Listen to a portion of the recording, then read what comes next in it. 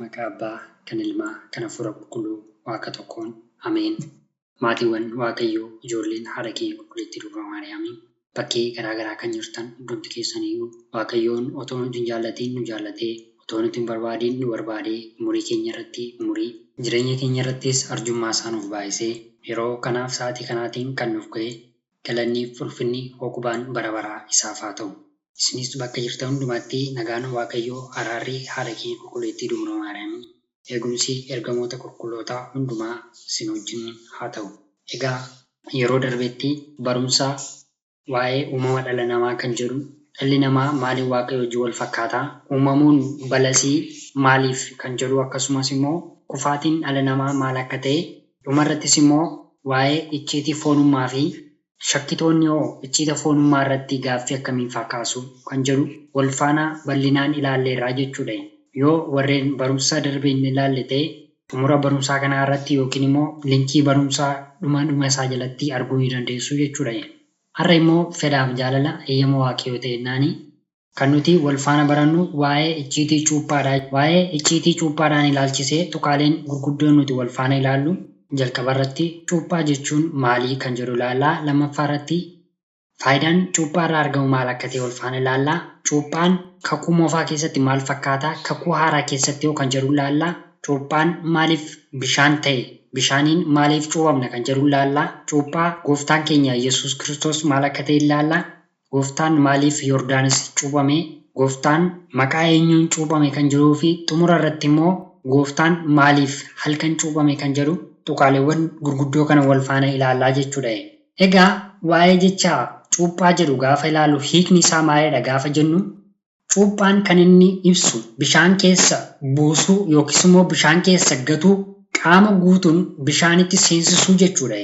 Kana jechuun cuuphaan qaama guutuun bishaan keessa lixuu yookiis immoo keessa seenuun bahuu kan jedhudha kan inni of keessaatii qabu yookiis hiikkaan isaa jechuudha. Icciitii cuuphaa jechuun immoo tajaajila cuuphaa argamuun kennaa hafuuraa hin argamne argachuu jechuudha. Icciitiin cuuphaa icciitota kaaniif jalqabaa fi seensa isaaniidha. Haa ta'uyyuu malee namni cuuphamu suni ga'eessadha taanaani yookiis daa'imman miti taanaani namni cuuphamu suni maal ta'u tursarraati eegama? Dursee icciita gaabbii yookiis immoo icciita gaabbii barachuutu isarraati eegamaa jechuudha. Sunis icciitni gaabbii icciitawwan mana amantaa Kiristaanaa Ortodoksii torban jiran keessaatii isa tokko kan ta'edha jechuudha. Yoo fedha Waaqayyoo ta'ennaan gara fuulduraatti maal akka ta'e bal'inaan wal faana ilaalla. Yoo immoo daa'immantu cuuphama ta'e kan guyyaa 40tti yoo dhiiradha ta'e, shamarra yoo taate immoo kan guyyaa 80tti cuuphaan kan taasifamuufidha jechuudha. Egaa kun waa'ee hiikkaa cuuphaadhaan gaafa ilaallutti faayidaan isaa hoo maalidha gaafa jennu, jalqaba irratti cuuphaan faayidaa inni kennu keessaa tokko kennaa ijoollummaa Waaqayyoo kan nuti ittiin argannudha jechuudha. Waa'ee kanaadhaan gooftaan keenya Yesuus Kiristoos Wangeela Yohaannis boqonnaa 3 lakkoofsa 5 hanga 6tti dhuguman siin jedha, namni lammataa bishaanii fi hafuura qulqulluurraa yoo hin dhalanne gara mootummaa Waaqayyootti galuu hin danda'u. Foon irraa kan dhalate fooni, hafuura irraa kan dhalate hafuura jechuun namni cuuphamuun akka irra jiraatu, ijoollummaa Waaqayyoos immoo cuuphamee fura argachuu akka inni danda'u Niqoodimoosiif himeera yookiis immoo Niqoodimoositti dubbateera jechuudha. Nutis faayidaa nuti cuuphaa irraatii argannu keessaa inni tokko maalidha jechuudha? Kennaa mucummaa argachuudhaaf bishaaniif hafuura irraa dhalachuun mootummaa Waaqayyoo dhaaluuf akka nu fayyaduu fi kennaa ijoollummaa kan nu argamsiisu keessaatii tokkodha jechuudha. Inni kan biraanii namni kan inni cuuphamu fayyina argachuuf, jireenya argachuufidha jechuudha. Kana immoo Wangeela Maarqos boqonnaa 16 lakkoofsa 16 irratti namni amane, namni cuuphames ni fayya, namni hin amanne garuu itti ni murteeffama jechuun kan gooftaan dubbate sagalee kanatti arganna jechuudha. Akkasumas immoo qulqulluu Phaawulos ergaa isaa erge keessatti boqonnaa 3 lakkoofsa 5 irrattis immoo waa'ee cuuphaadhaan wal qabsiisee dubbateetu jira. Namni cuuphamu akka inni qabu akkasumas immoo cuuphaan fayyinni akka inni argamu inni caqaseera jechuudha. Sadaffaa irratti faayidaa cuuphaa keessaatii dhiifama argachuufidha. Waa'ee kanaatiin erga hafuurri qulqulluun bartootaaf bu'eetii booda Pharaakilotoosiidhaatii booddeetti duuka bu'aan Phexroosii saboota yeroo sana naannoo sana jiranitti dubbateera. Maal jedhee dubbate? Yaada garaa keessanii geeddaradhaa, cubbuun keessan akka isiniif dhiifamuuf tokkoon keessan maqaa Yesuus Kiristoosiin cuuphamaa jechuun hojii duuka bu'ootaa boqonnaa 2 lakkoofsa 38 irratti kan inni dubbateetu jira jechuudha. Kanaaf faayidaa cuuphaan kennu keessaa inni sadaffaan dhiifama argachuufidha jechuudha. Inni kan biraan akkuma ammaan dura kaasnetti jireenya haaraa akka nuti argannuudhaaf cuuphaan nu barbaachisaa jechuudha. Waa'ee kana ammas qulqulluun Phaawulos ergaa isaa gara warra Roomaa boqonnaa 6 lakkoofsa 4 irratti nuyi du'a isaan akka isa fakkaannuuf cuuphaadhaan isa wajjin awwaalamnee jirra. Kiristoos humna abbaa isaa ulfina qabeessaan warra du'an keessaa akkuma ka'e nutis akkuma isaa jireenya haaraadhaan ni deddeebina jechuudhaan ergaa isaa irratti dubbatee jira jechuudha. Nutis jireenya haaraa argachuudhaaf akkuma kana cuuphaan ni barbaachisa, faayidaa qabeessadha jechuudha. Dhumarratti miseensa mana amantaa akka nuti taanu kan nu godhan keessaatii cuuphamuun keenya isa tokkodha. Kanaafis immoo akkuma kana qulqulluun Phaawulos ergaa isaa gara warra Qolaasiyaas boqonnaa 2 lakkoofsa 11 hanga 12tti yoo ilaaltan arguu dandeessu guutummaasaa. Isinis immoo isumaan dhagna qabamtaniitu. Kana kan inni dubbate maaliifidha? Duraan sabni kakuu moofaa keessatti yeroo turametti dhagna qabachuun miseensa yookiis immoo hordoftoota Waaqayyoo nama taasisa ture. Haa ta'u malee garuu seera kakuu haaraa keessatti immoo dhagna qabachuu kana maaliin bakka bu'eera? Cuuphaadhaan bakka bu'eeraa jechuudha. Isa irraan kan ka'e dhagna qabaan keessan garuu isa harkaan hojjetame otoo hin ta'in isa Kiristoos dhagna qabu isaatiin namummaan foonii guutummaa isaa irraa kaaseeraa jedha. Cuuphaadhaan Kiristoos wajjin awwaalamtanii hojii aangoo Waaqayyoo isa warra du'an keessaa isa kaasetti amanuu keessaniin isinis immoo isa wajjin du'aa kaafamtaniitu jechuudhaan miseensa mana amantaa yookiis immoo miseensa ijoollee Waaqayyoo akka ta'aniif cuuphaan akka fayyadu caqasee jira jechuudha. Inni kan biraan immoo tokkaan sadaffaa irratti kan nuti ilaallu cuuphaan kakuu moofaa keessatti maal fakkaata ture kan jedhudha jechuudha. Cuuphaan kakuu moofaa keessatti raawwatamaa turus hiikaa fi faayidaan isaa ammaa wajjin gargaridha jechuudha. Dur yoo dhukkubfatan yookiis yoo laftiin isaa rukute yoo reeffa tuqan ta'e yookiis dubartii yookiis immoo dhiiraa wajjin yoo wal bira gahan ta'e fooniin qulqullaa'uuf cuuphamu. Fakkeenyaaf immoo yoo fudhannee seera kakuu moofaa keessatti cuuphaadhaan kan wal qabatanii jiran maal fa'aadha yoo jenne jalqaba irratti Nohiif maatii isaa fudhachuu ni dandeessu.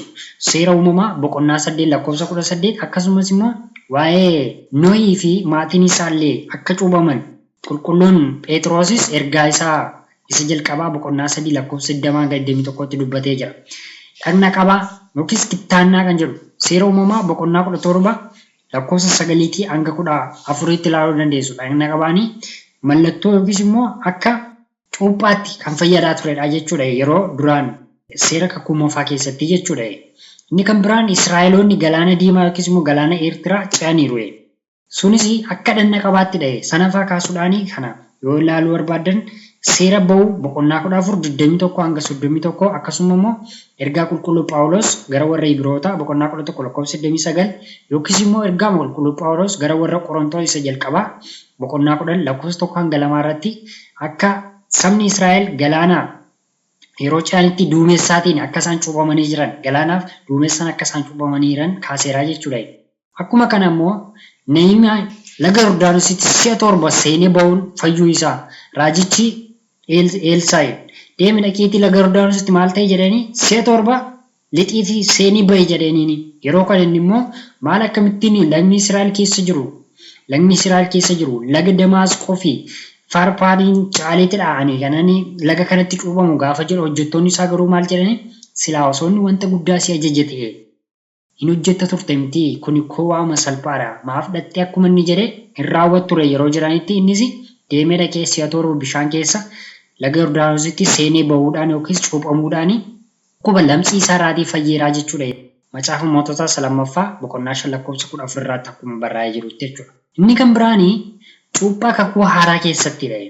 Kakuu haaraa keessatti egaa cuuphaa kana eenyutu hundeessee gaafa jennu komsuma kakuu haaraadhaaf iyyuu dhalachuun gooftaa keenya isa tokkodha sababa ta'eef kan hundeessee gooftaa keenya Yesuus Kiristoos dhahe. Innis wangeela Maatiyos boqonnaa 3 lakkoofsa 13 hanga 17 irratti. Akkasumas immoo gooftaan keenya Yesuus Kiristoos waa'ee cuuphaas immoo barsiisee dhahe. Wangeela Maarqos boqonnaa 16 lakkoofsa 16 irraa dandeessu. Akkuma Wangeela Yohaannis boqonnaa 3 lakkoofsa 5 irrattis waa'ee cuuphaan fayyina akka ta'e, cuuphaan maal akka inni ta'e, cuuphaadhaan namni jireenya bara baraa akka argachuu danda'u waan baay'ee kaasee barsiiseera jechuudha. Akkasumas immoo gaafa cuuphan illee maqaa eenyuutiin akka cuuphuu qaban, maqaa Abbaa, Ilma, Hafuura Qulqulluu jechuudhaani saba hundumaa cuuphaa deemaa dhaqaatii bartoota koos isaan taasisaa jechuudhaani barsiiseetu jira jechuudha. Akkuma kana wangeela Maatiyos boqonnaa 28 lakkoofsa 9 irratti kan dubbatamee jirudha jechuudha. Kun hundumti isaayyuu immoo maal taasisa? Karaa biraatiin namni cuuphaan cuuphame tokko icciitii ijoollummaa Waaqayyoos immoo argatee jira jechuudha. Maaliif maqaa Abbaa, Ilma, Hafuura Qulqulluudha kan nuti jennu icciitii Sillaaseedha. Icciitii tokkummaa fi sadummaa kan inni itti jalqaba irratti argachuu danda'u yeroo cuuphaayyuudha jechuudha. Tuqaanni kan biraanii cuuphaan maaliif bishaaniin ta'e? Maaliif sila daadhiidhaan yookiis immoo maaliif wayiniidhaan yookiis immoo wanta biraadhaan maaf hin taane osoo jedhameeti tokko jalqabuma irratti cuuphaan bishaaniin ta'uun isaa raajii waa'ee bishaanii dubbatame akka raawwatuufidha. Kun immoo raajichi Hisqeel raajii isaa boqonnaa 36 lakkoofsa 25 irratti ani bishaan taliila isinittan facaasa isinis ni qulqullooftu xurii keessan irraas immoo nan isin fayyisa waaqa tolfamaa irraas immoo nan isin qulqulleessa jechuudhaani kan inni dubbatetu jira jechuudha. Maaliin isinitti facaasa jedhe bishaan taliilaan nan isinitti facaasa jechuudhaani kan inni dubbatee fi kan inni barsiisetu jira. Raajiin sun sababa ta'eef jecha maal ta'eera? Namni bishaaniin yookiis immoo namni bishaaniin akka inni cuuphamu ta'ee jira jechuudha.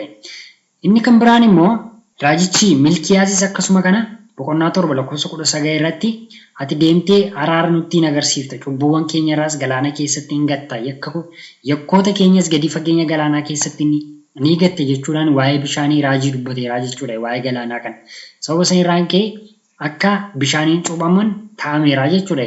Inni kan biraan immoo bishaan bakka hundatti waan argamuufidha. Osoo wanta biraadhaan haa cuuphaman jedhe ta'e baay'ee rakkisaadha. Amma garuu lafa hundatti kan argamu bakka hundaatti tolaatiin bilisaatiin kan argachuu dandeenyu tokko fayyadamnee cuuphamnee amantii keenyatti akka jabaanuudhaaf jecha bishaaniin akka cuuphaman taasiseera jechuudha. Kanaaf immoo fakkeenyaaf yoo fudhattanii jaandarrabaan Itoophiyaa suni gaafa Filiiphoos akka waa'ee amantii barsiisee jirutti waa'ee amantii itti himee jirutti hojii duukaa bu'ootaa boqonnaa 8 lakkoofsa 36 irratti maal jedha jaandarrabaan kuni? Egaa akka ani hin cuuphamneef maaltu na dhowware bishaannoo kunoodha jedheen inni. Kanaaf bishaan lafa jiru hundumaadha bakka hunda jira sababa ta'eef bishaaniin cuuphamuu akka qaban bakka hundaatti wanta argamuu danda'u tokkorraa ka'uudhaan bishaan filatameera jechuudha akka cuuphaadhaaf ta'uuf. Jaandarrabaan sunis immoo bishaan sanatti cuuphameera. Erguma cuuphamee ka'ees immoo qulqulluun Filiiphoos biraatii dhokateera biraatii badeera jechuudha. Biraatii hin mul'atiin hafeera jechuudha. Garuu jaandarrabaan sun gammadaa kan inni gara Itoophiyaatti deebi'ee gale. Inni kan biraanii namoonni baay'een bishaan sababa waa'ee Nohiidhaan wal qabsiisanii bishaan badisaaf akka hin uumamne jedhanii yaadan irraan kan ka'e bishaan garuu badisaaf akka hin uumamne barsiisuuf hubachiisuudhaaf jecha bishaaniin cuuphamuun iyyuu akka jireenyaaf nama fayyadu akka fayyina bara baraaf ta'uuf namni tokko cuuphamee akka inni fayyuu danda'u barsiisuudhaaf bishaan akka inni badisaaf hin uumamne hubachiisuuf jechadha jechuudha. Inni kan biraan tuqaan jiru cuuphaa gooftaa keenya Yesuus Kiristoosiin. Waa'ee cuuphaa gooftaa keenya Yesuus Kiristoos gaafa kaafnutti gooftaan keenya umurii waggaa 30tti bara Luqaas yoo ta'u yookiis immoo bara addunyaa 5531 amajjii 11 kibxata halkan keessaa sa'aatii 11 gubbaatti laga Yordaanositti harka Yohaannis cuuphaatti cuuphameera. Kunis immoo kitaaba amantaa abbootaa Saawuroos kan jedhu keeyyata 19 irratti akka barraa'ee jirutti jechuudha. Gooftaan kan cuuphames cubbuu qabaatee miti jechuudha. Cubbuu isaarraa qulqullaa'uuf miti. Akka yeroo sana sabni Israa'el turan cubbuurraa qulqullaa'uuf dhukkuba isaan irraa fayyuuf lamxii isaan irraatii qulqullaa'uuf osoo hin taane gooftaan keenya sababattiif cuuphame sababa mataa isaa danda'e qabaa jechuudha. Kanatti aansinee sababa sana ilaallaa jechuudha. Maaliif Yordaanositti cuuphame gooftaan gaafa jennu jalqaba irratti raajiin waa'ee isaaf himamee akka raawwatuufidha jechuudha. Sunis immoo faarsaa Daawit 114 lakkoofsa 3 irratti galaanni argee baqate lagni Yordaanosis gara boodaatti ni deebi'e kan jedhu suni nama baqattee miti Yordaanosiin kan isheen argitee baqattee Kiristoosiin akka ta'e kan isheen argitee baqattee gooftaa keenya Yesuus Kiristoosiin akka ta'e raajiin sun dhugumaan hojiitti jijjiiramuuf galaanni Yordaanosis immoo raajii sun irratti raawwatuuf jecha akka laga Yordaanos gooftaan cuuphamu ta'eera jechuudha. Inni lammaffaan gooftaan fakkeenya nuuf ta'uuf kan inni laga Yordaanositti cuuphame malee ofiisaa cubbuu qabaatee ofiisaa lamxii irraatii qulqullaa'u miti jechuudha akka saba Israa'el yeroo sana. Kanammoo maal jedheera wangeela Yohaannis boqonnaa 13 lakkoofsa 15 irratti ani akkuman isiniif godhe isinis immoo akka gootaniif fakkeenya isiniif ta'eera jechuun gooftaan fakkeenya nuuf ta'uudhaaf jecha. Bartoota isaadhaaf erga luka dhiqee erga miila isaanii dhiqeeti isinis walii keessaniif akkasuma kana waliif godhaa jechuun itti meeraanii jechuudha. Kanaaf fakkeenya nuuf ta'uuf gooftaan ofiisaa cuuphamee akka nuti cuuphamu mallu nu barsiise jechuudha. Inni kan biraan icciita tokkummaa fi sadummaa sirriitti mul'isuufidha. Waaqa Abbaa Ilma Hafuura Qulqulluu jennee qaamaan sadiidha kan nuti jennu sun ifatti akka mul'atuuf jecha wangeela Maatewos boqonnaa 3 lakkoofsa 16 irratti. Hafuurri Qulqulluun bifa gugeetiin dhufee gooftarra gaafa bu'u Waaqni Abbaan immoo samiirraatii ilmi koo inni ani jaalladhu isa kana jedhee dubbachuudhaan akka inni ifatti mul'atu taasisuuf icciita tokkummaa fi sadummaa akka nuti sirriitti barruu fi kan itti raawwatedha jechuudha cuuphamuu gooftaa keenyaati. Inni kan biraan immoo xalayaa garbummaa Addaamii balleessuudhaaf jechadha. Kanammoo ergaa qulqulluu Phaawulos gara warra Qolaasiyaas boqonnaa 2 lakkoofsa 14 irratti maal jedheera? Garbummaa seexanaa akka inni barbadeessu, akka inni dhabamsiisu, xalayaa diiyaabiloos sanas immoo akka inni tarsaasu kan inni itti dubbatee fi kan inni itti barreessitu jira. Sana balleessuufdha gooftaan kan inni dhufee laga Yordaanositti cuuphame. Maaliif? Yeroo Hewaanii fi Addaam badiisa raawwatanii jannataa ba'anitti seexanni dhagaa irraa haqamuu hin dandeenye irratti barreessisee ani garbicha seexanaa anis garbittii seexanaati kan jettuutiin lamaan isaanii mallatteessuun dhagoota lama tokko Si'ool keessa tokko immoo laga Yordaanos keessa kaa'ee ture. Isa laga Yordaanos keessaa gooftaan gaafa cuuphamu luka isaadhaan rarreetee lafatti gadi balleessee jechuudha. Xalayaa sana haqe dhabamsiise dhagicha sana barbadeesse burkuteesse jechuudha. Isa Si'ool keessa jiru immoo fannoo irratti ol ba'ee ofiisaa du'ee gara Si'ool seenee lubbuuwwan Si'ool keessa jirus baasee dhagicha sanas immoo dhabamsiise balleesseetu bilisa baasee nu baasee jechuudha. Sababa sanii jecha gooftaan dhufee laga Yordaanositti cuuphamuu danda'eera. Inni kan biraan cuuphaa isaatiin cuuphaa keenya eebbisuudhaaf jecha gooftaan laga Yordaanositti cuuphamuu danda'eera jechuudha. Laga Yordaanositti. Innis kan inni cuuphame waggaa 30ttidha. Kunis waa'ee uumama Addaamii fi waa'ee namni lubummaadhaaf yookiis tajaajilaaf waggaa 30tti filatamaa akka inni ta'e mul'isuudhaafdha jechuudha. Abbaan keenya Addaam yeroo uumametti nama umurii waggaa 30 fakkaata ture. Nama umurii waggaa 30 ture. Kan erga uumamees immoo guyyaa 40 booddee gara jannataatti galeera. Kunis daa'imni tokko dhalattee akka isheen guyyaa 40 booddee gara bataskaanaa deemtee cuuphamtuuf gooftaan keenyas immoo waa'ee Addaam sana yaadachuuf jecha umurii waggaa 30tti deemee dhaqee laga Yordaanositti cuuphameera jechuudha. Sababni inni biraan immoo namni lubummaadhaaf yookiis tajaajilummaadhaaf waggaa meeqattidha kan inni filamu? Waggaa 30ttidha. Waggaa 30tti filamuudhaaf ga'eessummaan isaa bilchina sammuu isaarraan kan ka'e akka seera kakuu moofaa keessatti macaafa seera lakkoofsa boqonnaa 4 lakkoofsa 1 irratti akka taa'ee jirutti sana kaastanii dubbisuu dandeessu. Namni filamuu kan inni danda'u gaggeessummaa lubummaadhaaf umurii 30 ol sababa ta'eefidha. Gooftaan keenyas tajaajila sana eegaluudhaaf umurii 30tti cuuphamuu danda'eera jechuudha. Egaa nunoo maqaa Abbaa Ilma Hafuura Qulqulluu Waaqa tokko jechuudhaan kan cuuphamnu erga ta'eeti. Qulqulluun Yohaannis gooftaa keenya Yesuus Kiristoos maal jedheedha kan inni cuuphe? Gooftaan keenya laga Yordaanos yeroo deemetti Yohaannis akkas jedhee gaafateera inni. Anoo maqaa keetiin kanan isaan cuuphu, siin immoo maqaa eenyuutiin kanan si cuuphu jedheeniini. Maqaa Abbaa akkan hin jenneefi Abbaa keedha. Maqaa Ilmaa akkan hin jenneefi sumadha. Maqaa Hafuura Qulqulluu akkan hin jenneefi hafuuruma keedha. Eenyuun jedheen si cuupha gaafa jedhutti gooftaan maal jedhee deebiseeraafi? Akka lubummaa Malkiiseedeq luba bara baraa kan taate yaa ilma abbaa eebbifamaadha. Ifa kan kennitu maaloo nuuf dhiisi jechuudhaan na cuuphi jechuudhaan gooftaan keenya jecha kanaan kan cuuphamedha jechuudha. Faarsa Daawit 109 lakkoofsa 4 irraati.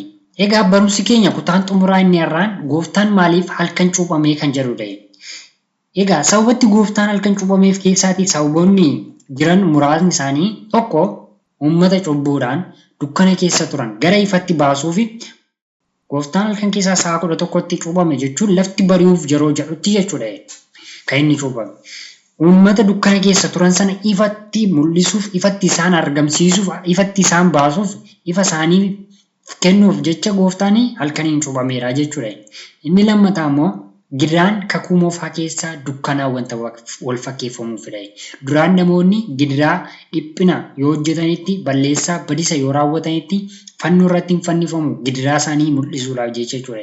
Amma garuu gooftaan keenya gidiraa kakuu moofaa hambisuutiin yookiis dhiphina kakuu moofaa keessa jiru hambisuun ifa kakuu haaraa nuuf kennuudhaaf jecha gara dukkanaatiin yookiis immoo halkan akka cuuphamu ta'eera jechuudha. Inni sadaffaan Hafuurri qulqulluun fakkeenya gugeetiin dhufee gooftaarra yoo bu'e guyyaa jechuudha. Yeroo kana kun dhuguma gugeemaa bakkeedhaatii barariitutu dhuftee irra buute malee hafuura qulqulluu miti jechuun gaaffii hedduutu iyyuu ka'aa ture. Haa ta'u malee garuu gooftaan halkaniin gaafa cuuphamu dhugumaan hafuurri qulqulluun bifa gugeedhaan dhufee gaafa irra bu'utti namni gaaffii kana akka hin dhiyaanneef gaaffiin kunis akka hin maddineef jecha galgalaan cuuphameera yookiis halkaniin cuuphameera gooftaanii jechuudha. Egaa asirratti yoo gugeen maal gochii dhufte hafuurri qulqulluu bifa gugeedhaan maal gochii dhufee irra bu'e yoo jenne immoo gugeeni bara seera Nohii yoo fudhattan Nohiin lagni sun yookiis bishaan gadi irra teeramoo hin hir'anne jechuudhaan gugee sana ergeedha kan inni ilaalchisaa ture. Gaafa kana gugeenis garraamiidha sababa taateef makoodiin kun bara deetii deemtee ilaaltee deebitee dhufti turte. Seera uumamaa boqonnaa 8 lakkoofsa 9-12 yoo ilaaltan. Akkasumas immoo gugee jechuun garraamii haloo kan hin qabannedha.